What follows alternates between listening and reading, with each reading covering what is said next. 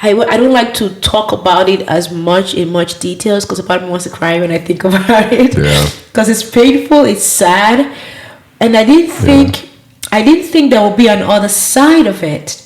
Yeah. Why am I crying? This is so weird. Why am I crying?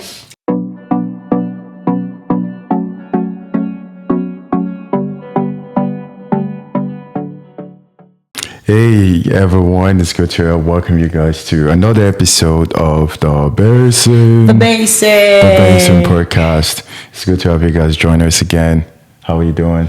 I'm doing okay. I'm glad to be back on this. It feels like we've not done this in a long time.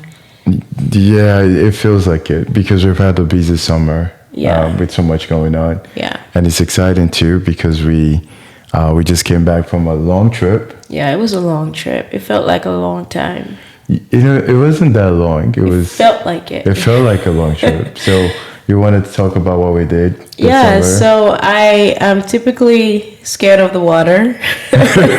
I don't like to go in the water as much as possible because I can't swim, and Yeah. But I'm so glad and proud of myself that I ticked off something on my bucket list, which was to do a cruise. And it was fun. I mean, you enjoyed it. We enjoyed it. I wasn't freaking out. Yeah. I wasn't scared. I love the fact that I was able to be at peace on the water. Yeah. And I enjoyed it. It was fun. We went to the Bahamas. Yeah, it's a long time coming. Yeah. I have to say I was impressed with you finally getting on the cruise because you have like wild imaginations and My celebrating mind our 10 goes years. crazy. I'm like, I've been all always, the things that can go wrong. I've always wanted to go on a cruise with you, and I feel like cruise is just special to be away from everything else because when we are home, we're always on the go to, just on the go. Yeah. Just to be in a place like it's just you and I, and to be in the ocean. Yeah.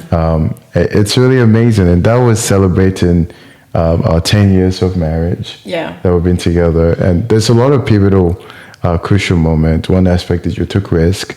Yeah. You've never been on a cruise before. Never been in. Yeah. And and you don't like being in the ocean. I'm not gonna go party in the water for the sake of it. Yeah, it's interesting because I'm always like, you don't have a problem with flying, but you have a problem with going on a cruise. Yeah. The possibility of flying and compared to a cruise. But the more I talk about it with people, I realize that I'm not weird. There are people that don't like cruise. It's not their thing. They're not into it, but at least I can say I did it. So that's what I'm proud of myself for. Like, okay, I did it. It was fun. I actually enjoyed it. Am I going to want to do it again every other 6 months or a year? Probably not. But if a reason comes in, I would not be freaking out about it because I know I've experienced it. I think my only pet peeve was the amount of food that you get to eat for those few days. I know. It's kind of like I've had a couple of events like that where I go to a place and then you're just eating every day, and I'm like, I don't want to stick around this place for too long. Not like I don't have self-control. I do have self-control, but I just cannot be around an environment where you're just eating. That's the key part of what you're doing. Yeah. And I'm excited because one of the things, like we're celebrating our 10 years, it doesn't feel like 10 years. I know it feels like we just got married. It's crazy. But then if I look at the people that were born 10 years ago, they're not kids anymore. I know. So it's been a long time coming, and God has been so good to us. God has been good, for sure. In our marriage, in how we're growing as individuals. But it hasn't been all beds and roses. It's been good. It's been challenging. I feel like we've grown. I can honestly say, when I look back at my life 10 years ago when we got together, I feel like I was ignorant of all the things that can happen. It was like love conquers all, and I do believe love conquers all. I believe that you and I have grown stronger together. But I also feel like it wasn't the easiest. I mean, looking back, it comes with like challenges for different people. It comes in different ways. I know before we got married, at the beginning of our marriage, I think one thing you told me was, marriage is fine, like the first 2 years, because you were saying, people were like, oh, the first few years of marriage are going to be challenging. And then you were like, no, it's you. I mean, you enjoyed the first few years of marriage. I think, but the reality of life does set in different ways. And I think that's the part where you and I started like So before we got married, you and I were talking about we're gonna wait before we have kids. We're gonna give ourselves some time, and we're not gonna have kids right away. And then we got married, and then we had the reality that you and I were not gonna be able to have kids naturally. Yeah. So we didn't wait one full year, but I know that we tried to not have kids for a couple of months because we were like, oh, we really want to enjoy our time together. But then when we started trying kids, because you and I were like, we got married, we didn't, we didn't have sexual escapades. Like, you and I think we talked about this before. We both married as virgins. We were in like, doing a lot of things. So there was that part of like, we should be all right. Like everything should be okay. Yeah. And then we got married and we had like reality check that the kids were not coming. I think it's good to hear your own kind of going through it. And I also share my experience because when you're going through this whole process of infertility, people have more sympathy of thinking about, oh, the lady's going through this, but the reality is you're going through it together as a couple. It's not one. There's like two of you guys going through it. So what was the experience like for you? Oh man, as you're talking about like that period, I was just trying to like bring back those memories, and I think the part that was hardest for me was the ignorance that I had coming into marriage, and it's the sexual ignorance, because I've had that belief in terms of like the first few years are going to be hard. I think that's a lie. I think if you come into marriage expecting hardship, you will face hardship. I think you and I enjoyed like the first few years, and we even enjoyed it going afterwards too. But the sexual ignorance I had was because I got married as a virgin, right? Everyone says, and again, I'm grateful. I don't regret that we got married as a virgin. I'm so grateful to God that we were not sexually active. You are my first and I'm your first. I'm very happy about that. And I'm proud about that. But I also had this mindset that your first sexual encounter, you're going to get pregnant right away. Like, that's it. You have sex, the baby's coming. Because that's ignorance. It's how it should be, but that's not the reality of most people. And I remember that period of time when we were now actively trying. And the definition of infertility is when you've gone 12 months of trying to have kids. Is that a dictionary definition? That is a medical definition. Once you've gone 12 months, now you are medically diagnosed as infertility. As infertile or unable to have kids for unknown reason. And for me, I felt like I was dreading that 12-month mark. And the moment we hit that official 12th month and that diagnosis came, I felt like my heart sank. And it just reminded me that I was the word I could use was ignorant. And I felt sad because I think a part of me in that period, babe, I was very bitter. And I think I told you this. So we got married 2014. And years afterwards, months afterwards, I kept hearing of when you are in that mindset, you're going through a tunnel. And I found myself going through this tunnel of reading the stories of women who are getting pregnant outside of marriage and get pregnant and they didn't even want the child. And because of the state we live in, the topic of abortion is really hot here. It made me very hot and angry with women who are aborting kids. I felt bitter in my heart. I think that was the period of 2015, 2017, 2015, 2016 into 2017. I think those period, that 5-year period of 2015, I was bitter. I was bitter at God because I was like, God, I did everything right that I should do. So why me? And I realized that I was placing judgments in a way like, things like this only happen to those who did bad things. People who were sexually active, who were promiscuous. They're the ones that should have this. I'm like, what makes me feel like I am immune to hardship just because I did the right thing? Now, based on where we are right now, I look back, I'm like, man, I was very judgmental. And those periods are meant to humble us as individuals, because it's not our doing that. Not like, oh, you've been the best person and everything has to fall in place. Everything has to fall in place because you did everything right. It's like, no, that's me placing myself like I deserve everything to go right because I did everything right by my own side. So I think that period was hard, honestly. I think it was hard. I have no other way to say it. I'm thankful to God that we started out with IUI. Yeah. And the IUI failed. And then we went into IVF. And I know a lot of people do IVF. I don't know. Maybe we're going to do a part 2 where we talk about the process of IVF. I don't think we can go through the details in this one episode. But IVF was painful, babe. Yeah. I think right now that it's becoming more mainstream, and it's sad and heartbreaking that it's becoming more mainstream, because that tells me that a lot of women are struggling to have kids. And I've always thought about like, there's not a lot of conversations when it comes to, we talk about like, I think one thing you talked about when you talked about prior was the aspect of people are excited about the wedding. Yeah. They're excited about dating and relationship. But they don't think too much about the marriage aspect of it. No one talks about and that. I'm always like, a lot of times when people are like they're pro this, they're pro that, but how they don't talk about like things within marriage itself that holds marriage together. Yes. It looks like we take on like miniature issues, like issues that we feel like we can pick and choose, but the things that solidifies the marriage foundation, the marital foundation, we kind of stay away from that, because for a very long time I couldn't understand because you and I went through those infertility issues, but we started becoming aware of a lot more people going through it. A lot more, and at some point just wasn't making sense. Doesn't make sense. And the funny thing is that one of the reasons why I love that you and I are talking about this boldly is that you know this. I struggled with shame, babe. I felt ashamed and less of a woman when I was going through this, because we come from African household, right? In the African household, I'm sure other cultures are like that too, but for Africans it's really strong, where don't have sex or have sex, which is good. We shouldn't have sex before marriage, which is good.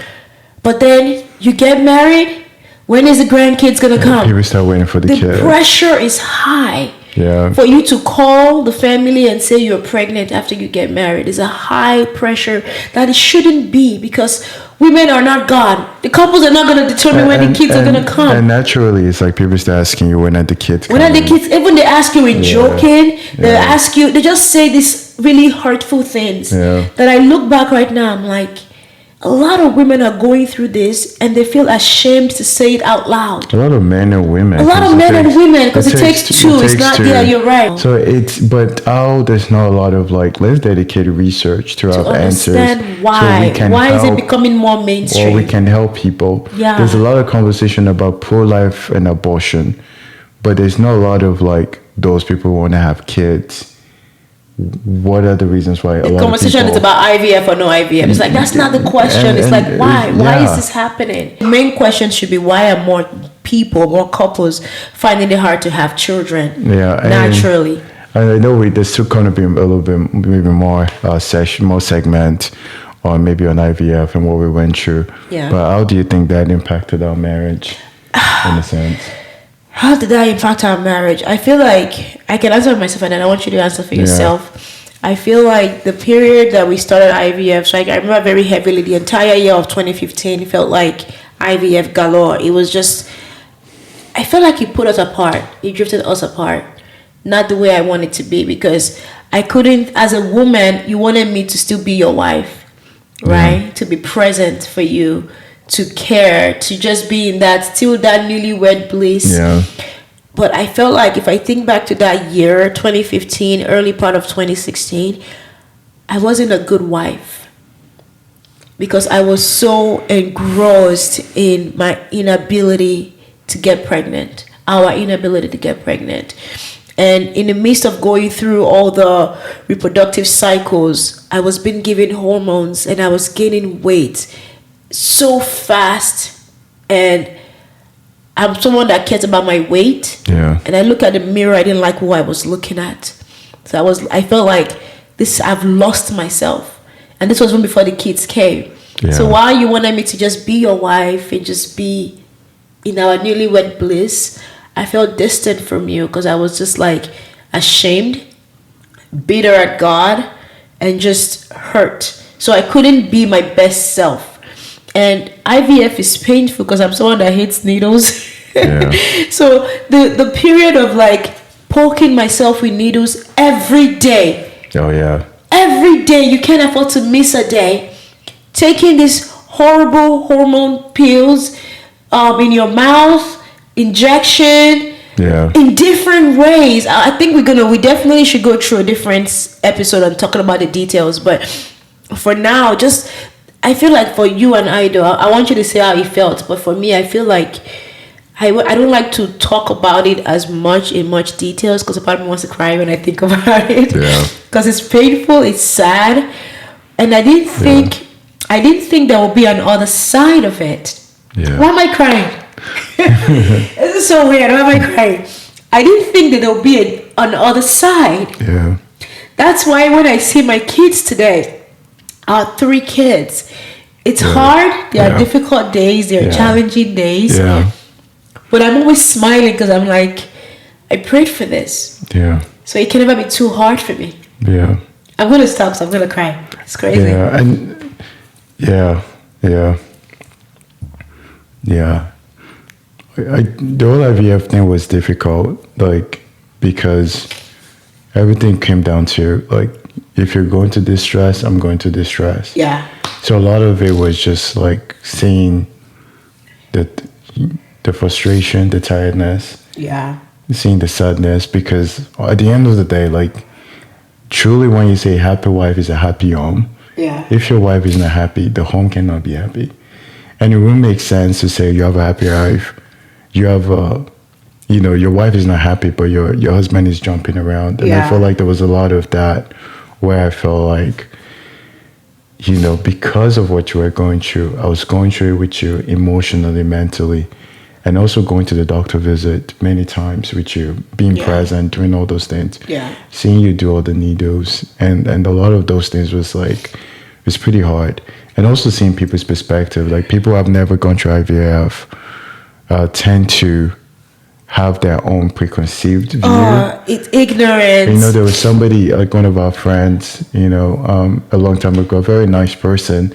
But one thing she just said, even that before I think at the beginning of IVF, was like, the people that have fake babies, something like that. And I know she said it, she didn't mean to say it the way she said it, that's what she meant.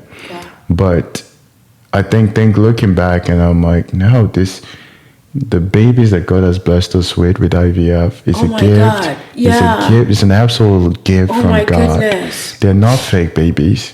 There's no way. Yes, with the help of science, we're able to have this. But these are gifts from God, because the many people that have IVFs are not successful. Oh my goodness. And that was where... No, go ahead. I want to interrupt you. No, because yes, they absolutely... I think anyone's desire is to be pregnant naturally. Everyone's desire is to have a baby the way that it should be. But there's so many things that's going on in our environment right now. A lot of this is not a fault of our own. And there's a lot of realities that you have to wrestle with. Some of those things you fully will not understand. You never understand. And there's also a sense of like, what's going on? What are we doing to our bodies? What are we doing? Or what are people doing? Or what out there is in the atmosphere that we don't know about? And that's all that just to say, like, that it was challenging. But I think the biggest part was like, while you were going through that, I was coming into the marriage of like, let's grow, let's build together. There were a lot of desires and goals and plans I feel like God laid on our heart to build a home, to build a family. I couldn't think about that. And there were goals that I felt like we have goals to set.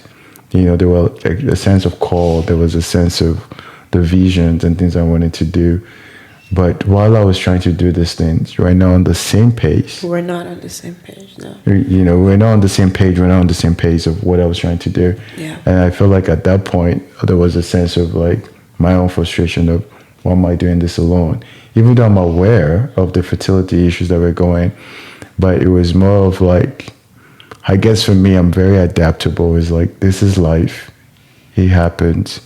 And at some point, maybe I start to accept the reality of what if we don't have kids. And that was something I never wanted to accept. Never. Like, and I probably should have accepted it, because I know there's a pastor couple that I watch, and they waited 13 years and they had kids. They had their first child after 13 years naturally. So I probably should have been okay with it, but I couldn't accept that reality. And that's why I feel like I wasn't the best wife. And I think when I think about the next years of our marriage, I want to be a better wife. I want to be a better mom. I want to be a better person. I don't want to hold on to anything tightly that it pulls us apart. And I feel like in that period, I was so consumed with shame. That's the best way I can say it. With shame that other women are getting pregnant out of wedlock, getting pregnant within months of getting married. And here I was. And I'm like, why me? And I felt like even though it wasn't anything I could do, I was blaming myself. Yeah. I felt like there was something. And I was like, so my mind, like when things go wrong, the way I'm naturally wired, I start to look back, what could I have done? Yeah. And at some point in time, I had to realize that the enemy was using that to sow bitterness with my relationship with God. I was so bitter.